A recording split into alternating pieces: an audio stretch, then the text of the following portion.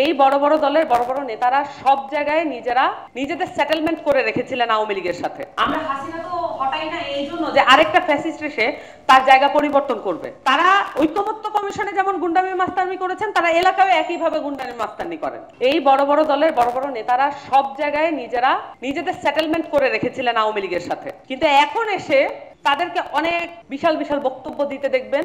সবচেয়ে বেশি যেটা দেখবেন যেটা ইয়াং জেনারেশন, সেটাকে ক্রিমিনালাইজ করতে। এই যে ঐক্যমত্য কমিশনে জুলাই সনদ বাস্তবায়নের জন্য এখানে 4-5 জন তরুণ যে ওই পুরো ফোরামের মধ্যে বসেছে, এইটা কিন্তু একটা মাথা ব্যথার বিষয় তাদের জন্য। এবং তারা তো এখন 3 বছরের কথা বলেন, কিন্তু আমরা আমাদের যতদিন জীবন, আপনারা ভুলে যাবেন না, আমাদের শৈশব কৈশোর আমরা পার করেছি ফ্যাসিস্ট আমলে।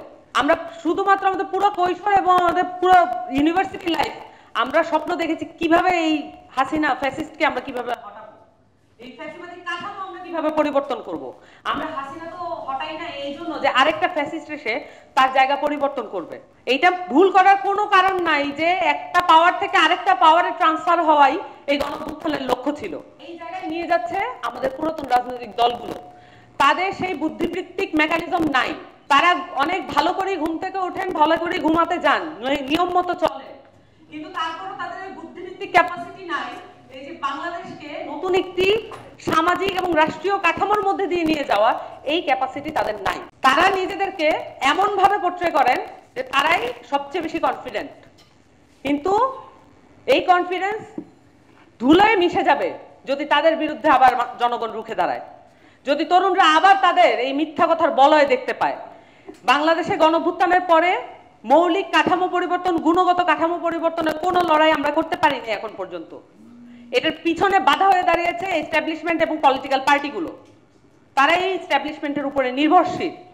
এখন এসে তারা যদি বলেন জুলাই সনদ বাস্তবায়ন করার দরকার নাই, এখন যদি তারা এসে বলেন জুলাই সনদ বাস্তবায়ন আদেশ এটা দিয়ে আমরা সময় ক্ষেপণ করছি, নির্বাচন পেছানোর চেষ্টা করছি, আপনারা কোন ধরনের নির্বাচন চান? আমরা তো জানি এখানে নির্বাচনে কোন ধরনের নেতারা জিতে এসেছে, করাপ্টেড, খুনি, দালাল এবং সেই সাথে রিল খেলাপি। এই হচ্ছে আপনার নেতারা, এবং এদেরকে দিয়েই বাংলাদেশের এই প্রাক্তন পলিটিক্যাল পার্টিগুলো চলছে। এই যদি সিস্টেম থাকে তাহলে আমরা নতুন ধরনের এই পলিটিক্স, নতুন ধরনের আশা, এগুলো আমাদেরকে সীমিত রাখতে হবে। কিন্তু এই জায়গায় আমাদের যে একটা নতুন রাজনৈতিক দল, তাদের যে ফাইটিং এটা আপনারা দেখেছেন, তাদের যে স্ট্রাগল এটা আপনারা দেখেছেন। পুরো ঐক্যমত্য কমিশনে এনসিপি তার যে জায়গাটা এটা সমুন্নত রেখেছে। আমরা শুরুর দিন থেকে এখন পর্যন্ত বলে আসছি গণপরিষদ নির্বাচন হচ্ছে বাংলাদেশকে উত্তরণের একমাত্র পন্থা। সেটাতে তারা ঐক্যমত্য হয়েছেন ঠিকই, কিন্তু লিখতে দেননি আলী রিয়াজকে। এই যে পরিস্থিতি তারা তৈরি করেছেন, তারা ঐক্যমত্য কমিশনে যেমন গুন্ডামি মাস্তানি করেছেন, তারা এলাকায় একইভাবে গুন্ডামি মাস্তানি করেন, এবং তারা মনে করেন মাস্তানি করে এবারে ভোট কালেক্ট করা যাবে। আমি মনে করি না তা। বাংলাদেশের মানুষ, বাংলাদেশের তরুণরা এখন এই 60% তরুণ তাদের ভোটের পাওয়ার এবং ভোটের যে মুভমেন্ট, এটার মধ্যে দিয়ে তারা তাদের যে গণঅভ্যুত্থানের ধারাবাহিকতা এটাকে বজায় রাখবে।